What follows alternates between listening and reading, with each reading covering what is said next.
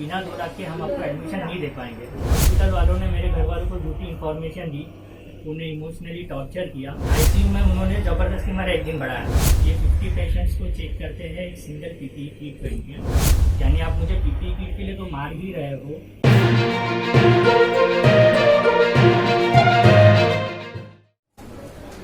बुलंद आवाज में आप सभी का स्वागत है। मैं नफीस पठान। इस वक्त हम मौजूद हैं मुलुंड में और हमारे साथ जो शख्स मौजूद है उनका नाम है Rahul. Rahul ji corona virus patient थे जो मनीषा यूनिवर्सल हॉस्पिटल में एडमिट थे, जो मुलुंड वेस्ट में लोकेटेड है। तो उनको 3,47,000 की बिल क्यों आई है और किस बुनियाद पर आई है, ये पूरी जानकारी हम राहुल जी से जानते हैं। सबसे पहले तो मैं ये बताना चाहूँगा कि मैं Manisha universal multi specialist hospital जो कि वैशाली नगर मुलुंड वेस्ट में लोकेटेड है, मैं यहाँ पे 5 जून को एडमिट हुआ। एडमिशन के दौरान पे इन्होंने सबसे पहले मुझे वहाँ पे 2 लाख डिपॉजिट के लिए बोला। हमने उनको काफ़ी रिक्वेस्ट किया कि हम आपको 50,000 या फिर 1 लाख तक अरेंज कर सकते हैं, क्योंकि एक दिन में 2 लाख अरेंज कर पाना कैश में वो भी हमारे लिए इम्पॉसिबल है। लेकिन फिर भी उन्होंने वो जिद पकड़ के रखी कि बिना 2 लाख के हम आपको एडमिशन नहीं दे पाएंगे। तो उस दिन हमारी कंडीशन ऐसी आ गई थी कि हमें क्रेडिट कार्ड भी वहाँ पे स्वाइप करना पड़ा, और क्रेडिट कार्ड वगैरह स्वाइप करने के बाद हमने वहाँ पे 2 लाख रुपए डिपॉजिट किए। वहाँ पे मेरा एडमिशन हुआ। रात भर मैं वहाँ पे जनरल वार्ड में था। 6 जून को मॉर्निंग में उन्होंने मुझे आईसीयू में शिफ्ट किया, क्योंकि मेरा सैचुरेशन लेवल जो है वो तकरीबन 88 के आसपास था। तो वहाँ पे एडमिट करने के बाद उन्होंने मेरे घर पे कॉल किया, और कॉल करके उन्होंने ऐसा बताया कि अगर एग्जाम्पल कोरोना के 100 केसेस है तो उसमें से 95 जो केसेस हैं वो आराम से ठीक हो जाते हैं नॉर्मल ट्रीटमेंट से, लेकिन जो 5% है वो 5% में से 2% कभी भी वेंटिलेटर में जा सकते हैं। और उन्होंने मेरे घर वालों को ये इन्फॉर्मेशन दिया कि जो 5% है वो 5% में मैं हूँ। तो इसके वजह से मेरे घर पे भी काफ़ी टेंस वाला माहौल क्रिएट हो गया था। इसलिए मेरे घर वालों ने पूरी जो ट्रीटमेंट है वो उनके ऊपर छोड़ दिया कि आप आपके हिसाब से कीजिए। तो इस दौरान सबसे पहले तो उन्होंने मेरे घर वालों को ये झूठी इन्फॉर्मेशन दी, क्योंकि आईसीयू में शिफ्ट करने के बाद 2nd या 3rd डे से मैंने वहाँ पे योगा स्टार्ट कर दिया था, ब्रीदिंग एक्सरसाइजेस चालू कर दिए थे। तो अगर मैं वो 5% में होता तो मैं ये सब एक्सरसाइज खुद से नहीं कर पाता। एंड सेकेंड थिंग कि जैसे ब्रशिंग क्लीनिंग वगैरह के लिए आधा 1 घंटे का ब्रेक लेना पड़ता है, तो तभी मैं मेरा ऑक्सीजन मास्क निकाल के रखता था। तो अगर मेरी कंडीशन इतनी सीवियर इतनी क्रिटिकल होती तो मैं वो सब एक्टिविटीज़ खुद से नहीं कर पाता। तो इन्होंने हॉस्पिटल वालों ने मेरे घर वालों को झूठी इन्फॉर्मेशन दी, उन्हें इमोशनली टॉर्चर किया। उसके बाद सेकेंड थिंग ऐसे हुआ कि 4th डे से मैं उन्हें काफ़ी इंसिस्ट कर रहा था कि अब मुझे ठीक लग रहा है, बिकॉज वो जो ऑक्सीमीटर से सैचुरेशन लेवल चेक करते हैं तो वो उससे मेरा मतलब without mask and with mask दोनों में मेरा जो स्टेबिलिटी था वो 97-98% आ रहा था। लेकिन फिर भी उन्होंने अननेसेसरी 4 दिन के 5 दिन कर दिया आईसीयू में। एंड 5th डे पे उन्होंने फिर मुझे परमिशन दिया कि अभी आप आपको शिफ्ट कर सकते हैं जनरल में। तो 6th डे मॉर्निंग में, यानी आईसीयू के 5 दिन पूरे होने पे जब मुझे शिफ्ट करना था, तो मैं अर्ली मॉर्निंग 9 बजे से रेडी था कि मुझे शिफ्ट कर दीजिए। लेकिन उन्होंने मुझे इंटेंशनली ऐसा रीज़न बताया कि अभी नाइट शिफ्ट चेंज हुई है और जो मॉर्निंग का पूरा नया स्टाफ आया है तो वो उनके बेसिक रूटीन में बिजी है, तो जैसे ही फ्री होते हैं आपको शिफ्ट कर देंगे। तो इंटेंशनली उन्हें पता था, उनका हॉस्पिटल है, उनको पता है कि 11 बजे के बाद न्यू डे काउंट होता है। उन्होंने इंटेंशनली मुझे 1 घंटा वहाँ पे शिफ्टिंग किया और मेरे बिल में मुझे 6 दिन का चार्ज किया। अब 6 दिन के चार्ज में उनके बेड चार्ज आईसीयू के पर डे 9,000 है, तो यानी वो एक दिन मेरा एक्स्ट्रा काउंट किया, 9,000 एक्स्ट्रा चार्ज किए। उसके बाद ऑक्सीजन के चार्जेस उनके पर डे 5,000 रुपीज़ है आईसीयू में, वो 5,000 रुपीज़ भी उन्होंने मुझे एक्स्ट्रा चार्ज किया। पीपी किट आईसीयू में पर डे 5,000 रुपीज़ है, वो एक्स्ट्रा चार्ज किया। ग्लव्स 1,000 रुपीज़ चार्ज है, वो भी एक्स्ट्रा चार्ज किए। ऐसे ही काफ़ी सारे चार्जेस इनके आईसीयू में है, जिसके वजह से इन्होंने मेरा बिल लमसम इतना बड़ा बनाया। तो ये मेन इशू रहा कि आईसीयू में उन्होंने ज़बरदस्ती मेरा एक दिन बढ़ाया। हालांकि अगर उनके ऊपर इंक्वायरी बैठती है और वहाँ की वीडियो रिकॉर्डिंग सीसीटीवी फुटेज अगर देखते हैं तो उसमें क्लियरली दिखेगा कि मैं 6th डे आईसीयू में नहीं था, लेकिन उन्होंने मुझे वो बिल में चार्ज किया हुआ है। तो इसके लिए एक मेरी लड़ाई है। सेकेंड लड़ाई मेरी ऐसी है कि जो गवर्नमेंट का सर्कुलर है जीआर, उसमें क्लियरली मेंशन किया हुआ है कि जो प्राइवेट हॉस्पिटल्स हैं, private hospitals PPE kit, gloves, shield, mask, ये जो कंज्यूमेबल आइटम्स है, इस पे सिर्फ 10% मार्केबल रख सकते हैं। एंड उसमें भी अगर ये पीपीई किट, जैसे एग्जांपल इन्होंने पीपीई किट पहन के मुझे इन्वेस्टिगेट किया, उसी तरीके से वो हॉस्पिटल में जनरल वार्ड है, जनरल वार्ड में तकरीबन 15 to 20 बेड्स है, लेडीज वार्ड है उसमें 10 to 15 बेड्स है, ट्विन शेयरिंग वार्ड है,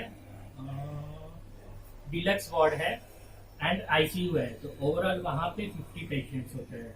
ये 50 पेशेंट्स को चेक करते हैं एक सिंगल पीपीई किट पहन के। एंड फिर भी इंडिविजुअली ये इतने 40 से 50 पेशेंट को इंडिविजुअली पर डे ये चार्जेस लगाते हैं। पीपीई किट 3000, 5000, ग्लव्स जनरल में 500, आईसीयू में 1000 रुपीज़, मास्क के 1000 रुपीज़ एंड फेस शील्ड के 1200 रुपीज़ पर डे।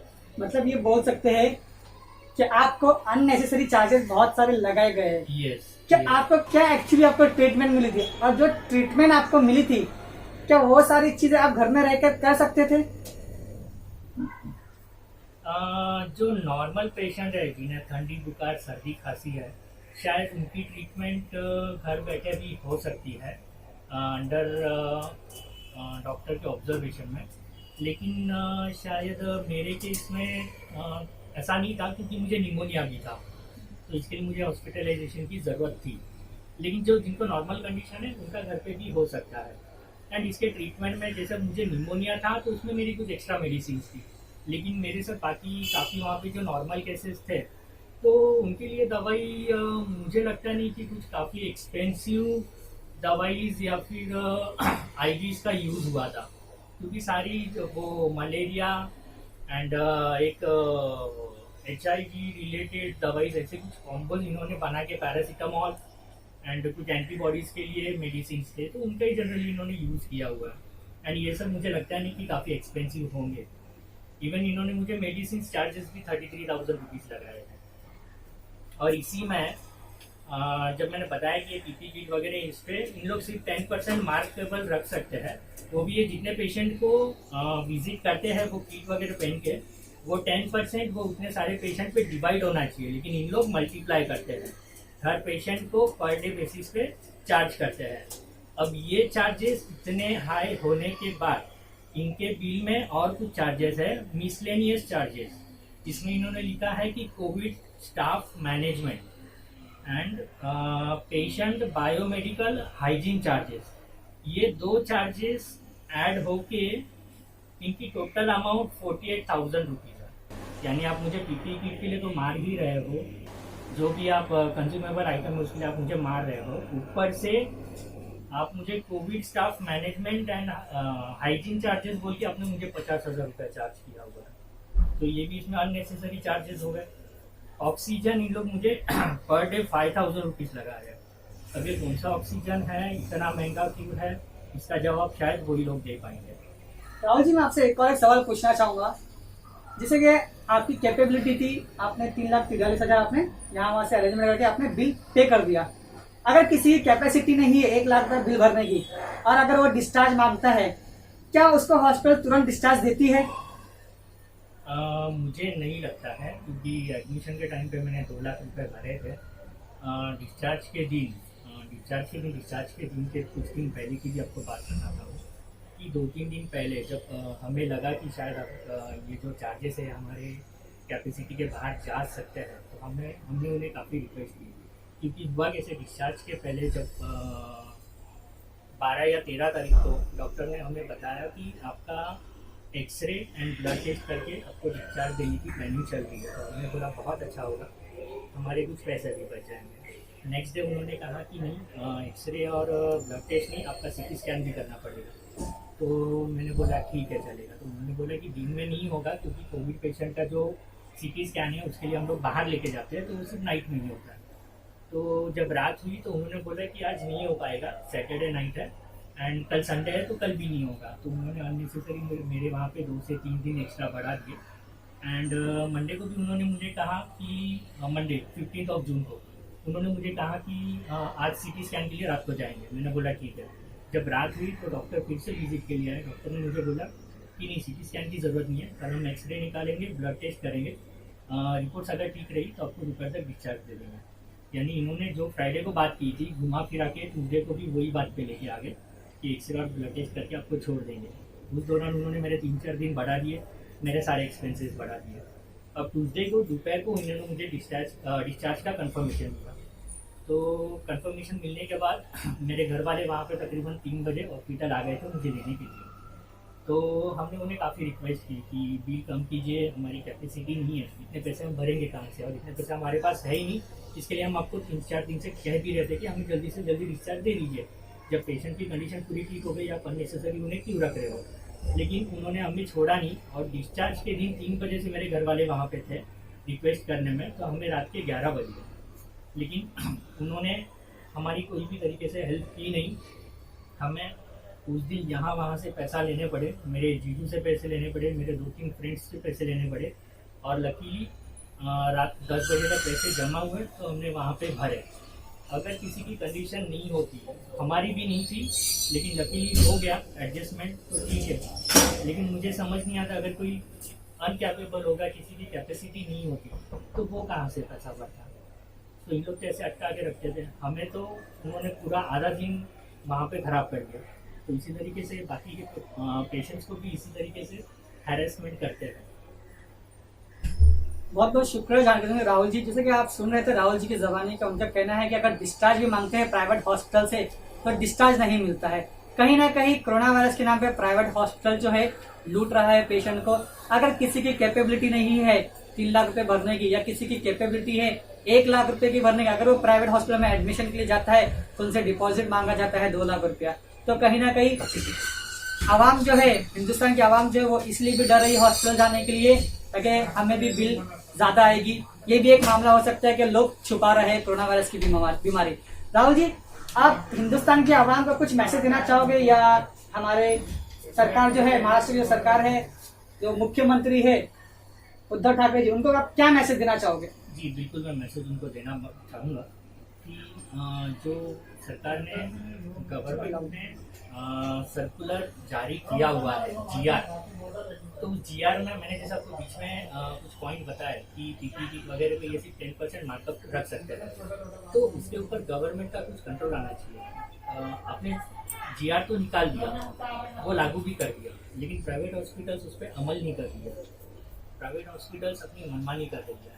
अभी जो अच्छी से अच्छी PPE किट है वो 1000-1200 में आती है, ये हमसे 5000 रुपया पर डे चार्ज कर रहे हैं। कौन से बेसिस पे कर रहे हैं? अगर ये क्या प्राइस में ये खरीद रहे हैं, गवर्नमेंट अगर इनके ऊपर स्ट्रिक्ट इंक्वायरी बिठाती है तो ये क्या प्राइस में खरीद रहे हैं, कितना परसेंट इन लोग मार्कअप रख रहे हैं, और जहाँ पे इन्होंने डिवाइड करना चाहिए पर पेशेंट के पीछे तो इन लोग मल्टीप्लाई कर रहे हैं। ये सब पे इंक्वायरी करेंगे तो ज़रूर ऐसे हॉस्पिटल्स कंट्रोल में रह के चार्जेस लगाएंगे जो पेशेंट्स भी एफोर्ड कर पाएंगे।